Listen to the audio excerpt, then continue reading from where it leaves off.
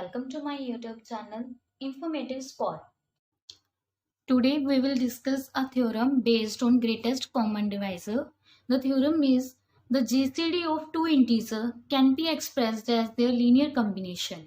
कि जो दो नंबर इंटीजर लेने हैं हमें, सपोज ए एंड बी हमने कोई दो इंटीजर लिए, उनकी जो जीसीडी होगी उसको हम कैसे एक्सप्रेस कर सकते हैं लीनियर कॉम्बिनेशन में, that is a x plus B Y की फॉर्म में.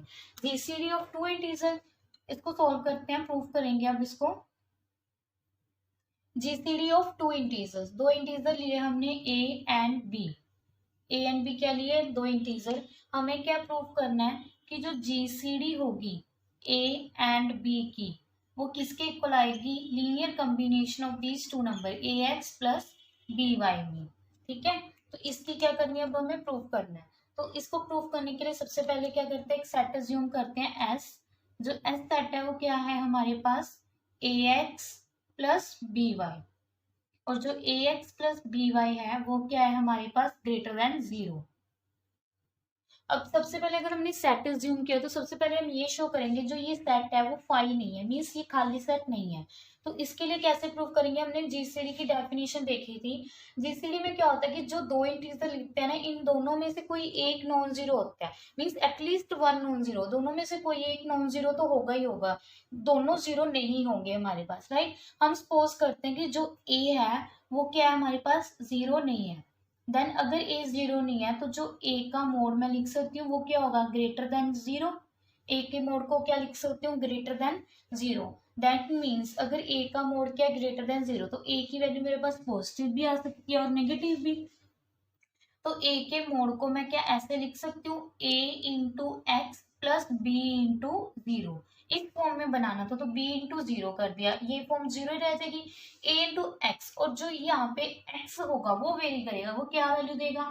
या तो 1 देगा या -1 देगा, क्योंकि यहाँ पे क्या मोड 1 कब देगा? इफ कब? जब a क्या होगा? Greater than 0.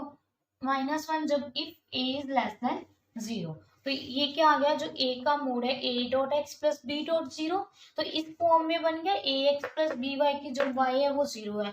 दैट मीन्स जो a का मोड है वो किस में बिलोंग कर गया? एस सेट में बिलोंग कर गया.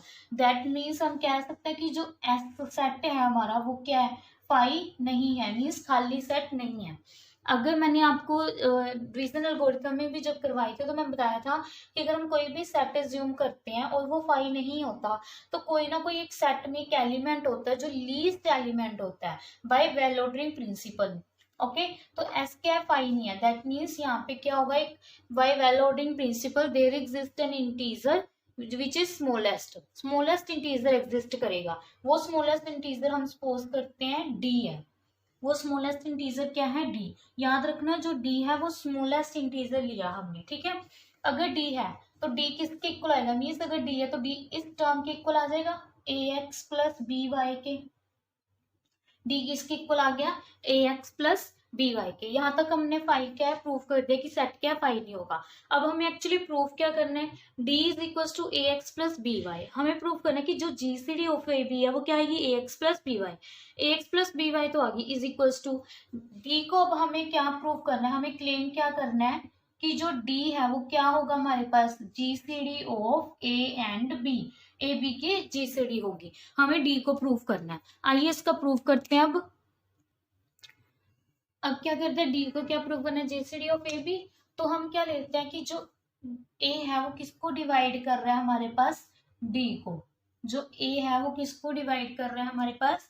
डी को. अगर ए डी को डिवाइड कर रहा है तो हमारे पास डिवीजन बाय डिवीजन एल्गोरिथम कोई ना कोई कोएफिशिएंट और रिमाइंडर आएंगे, राइट. तो उसको कैसे लिखेंगे? A is equals to Q into D plus remainder, right. और जो रिमाइंडर की वैल्यू थी वो क्या थी हमारे पास? वो क्या होगी? लेस देन डी, जिससे हम डिवाइड कर रहे हैं उससे छोटी, और ग्रेटर देन इक्वल टू 0. यही कंडीशन होती है. यहाँ पे आर क्या है? Less than D. ए किसके इक्वल आ गया? क्यू डी प्लस आर से. यहाँ से आर की वैल्यू निकाल लो. आर की वैल्यू क्या आएगी? ए माइनस क्यू इंटू डी. और डी की वैल्यू क्या थी हमारे पास? ए माइनस क्यू इंटू डी की वैल्यू ए एक्स प्लस बी वाई. यही वैल्यू आई थी, ए एक्स प्लस बी वाई. तो इसको क्या करना है? ए वाली टर्म्स अलग निकाल लेनी है. अब हमें जब ए को मैं निकालोगे तो क्या बचेगा? 1 minus q x plus minus of b into y, minus b common निकालोगे तो क्या बचेगा, क्यू इंटू वाई। तो यहाँ से प्लस कर दो और यहाँ माइनस क्यू इंटू वाई, क्योंकि ए एक्स प्लस बी वाई की फॉर्म बना ली। ये किसके इक्वल आ गया, आर के। तो ये टर्म कौन सी बन गई, एक्स वाली, ये वाई वाली, राइट। ए एक्स प्लस बी वाई, इसका मतलब जो आर है, जो आर है वो क्या है हमारे पास, ग्रेटर देन इक्वल टू 0 है।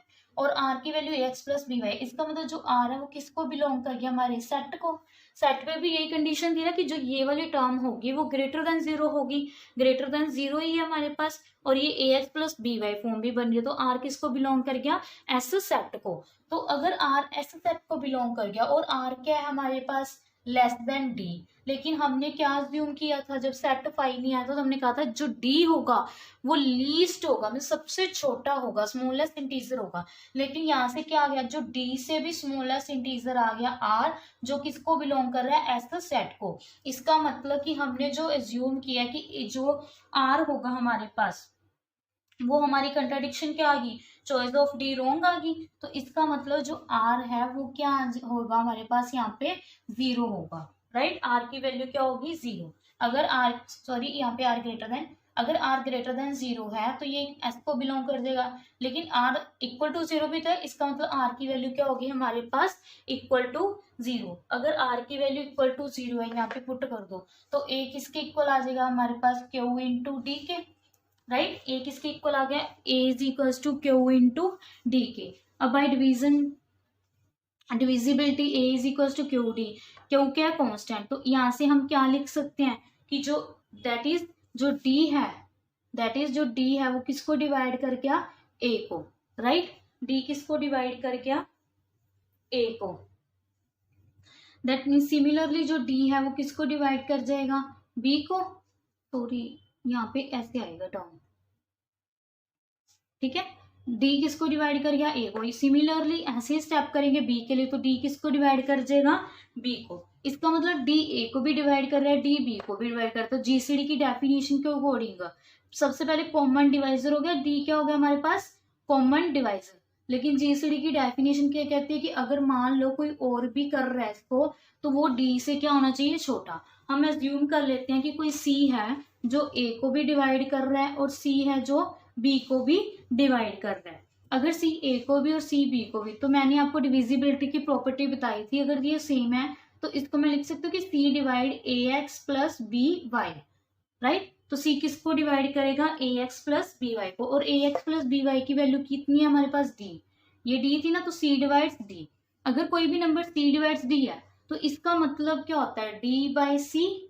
और हमारे पास जो अपर वाली टर्म होती है वो हमेशा बड़ी होती है, जैसे 4/2, तभी इसको प्रॉपर डिवाइड करेगा। अगर 2/4 हुई हमारे पास, ये तो 1/2, 0.5 आ गया हमारे पास, मीन्स इसको प्रॉपर डिवाइड नहीं कर पाया, राइट। तो जो डी होगा वो हमेशा क्या होगा हमारे पास, बड़ा होगा सी से। तो इसका मतलब जो सी है वो लेस देन इक्वल्स टू क्या आ गया, डी के।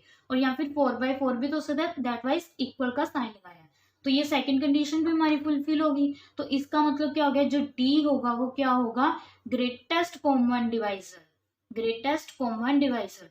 तो जो डी है वो किसके इक्वल आ गया, जीसीडी ऑफ टू नंबर्स की जीसीडी किसकी, ए और बी की। हमें यही प्रूव करना था कि जो डी होगा वो क्या होगा, GCD of a b, right. तो डी को हमने किसके इक्वल लिखा था, a x plus B y के।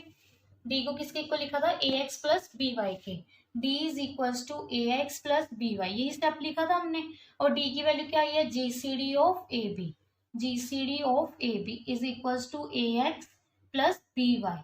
तो इसका मतलब हमने ये टर्म प्रूव कर दी कि जीसीडी ऑफ टू इंटीजर की GCD can be express as linear combination of their linear combination. इन दोनों की लीनियर कॉम्बिनेशन में हम इसको लिख सकते हैं। थैंक यू गाइस, अगर कोई भी डाउट हो तो आप पूछ सकते हैं। Thank you, thank you guys. अगर आपको मेरी वीडियो अच्छी लगी हो तो प्लीज प्लीज उसे लाइक शेयर एंड कमेंट करना ना भूलें। Thank you. Informative for